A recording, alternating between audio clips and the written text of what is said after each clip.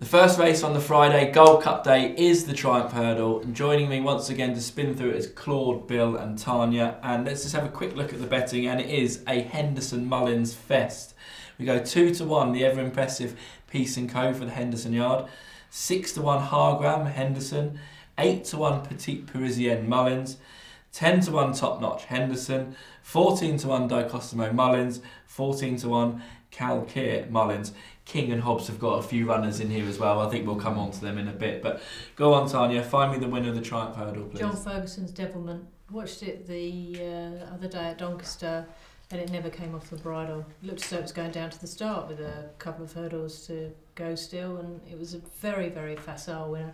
Sometimes it's best to take yourself away from what's going on at the front of the betting and look for value. I acknowledge and appreciate and respect Peace & Co, because Peace & Co did indeed have its own little saunt around Doncaster, and then has experience at Cheltenham and put everything to test. Switched here, there and everywhere, and then showed acceleration fine, no problem. Hargam's got a little bit about him, bit of a character him. I don't think he's easy to assess. And then Top Notch, well, I think he'll be coming out at Kempton very shortly.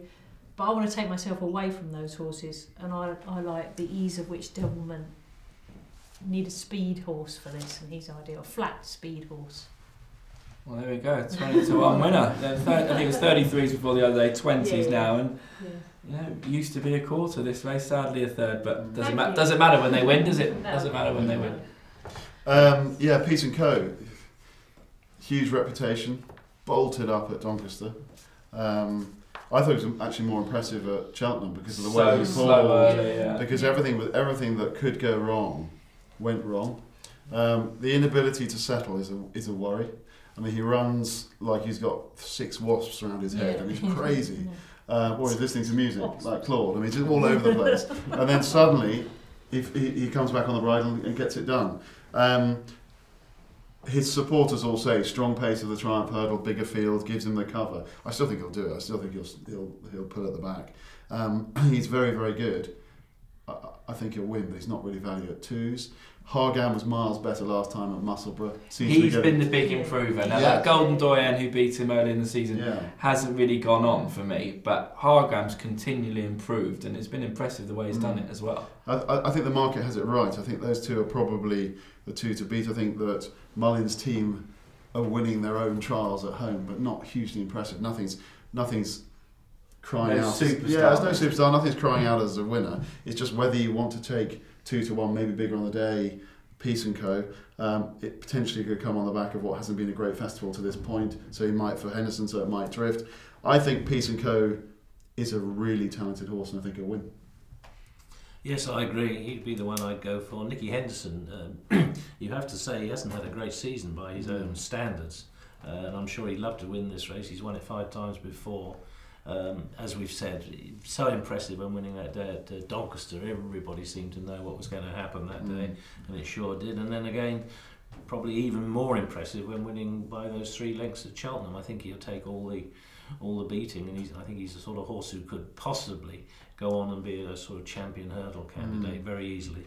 Well, like I've told you, it's the last leg of all my multiples, so you can put a line through it straight now. What, your multiple? Yeah, please go. I'll take 3 out of 4 when you're it. But if you look at the race, and particularly from a bookmaking point of view, one favourite from the last 10 years, okay?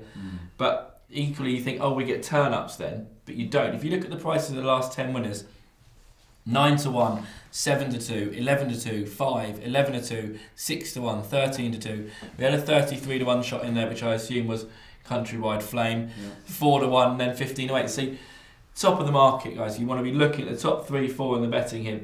It really does go to fancied horses, and for me, I think Hargram's improved a lot. I've always they've thought Peace & Co is a lot better than it. The Mullins horses to be 8-1, 14-1 and 14-1 at this stage of the proceedings shows that they clearly don't have a superstar like they normally do. Calcare was 6 all winter. That was clearly meant to be the one that was brilliant and going to do the job, but it hasn't. So I think sadly that everything is pointing towards Peace & Co here, and I would be surprised if we got a turn up in this. I think that will probably take all the beating. Well, Hargam also will be one of AP's last rides at the Cheltenham Festival. first day, first ride of the first race of the last day of the festival. Incredible atmosphere if AP could ride the first winner of the day.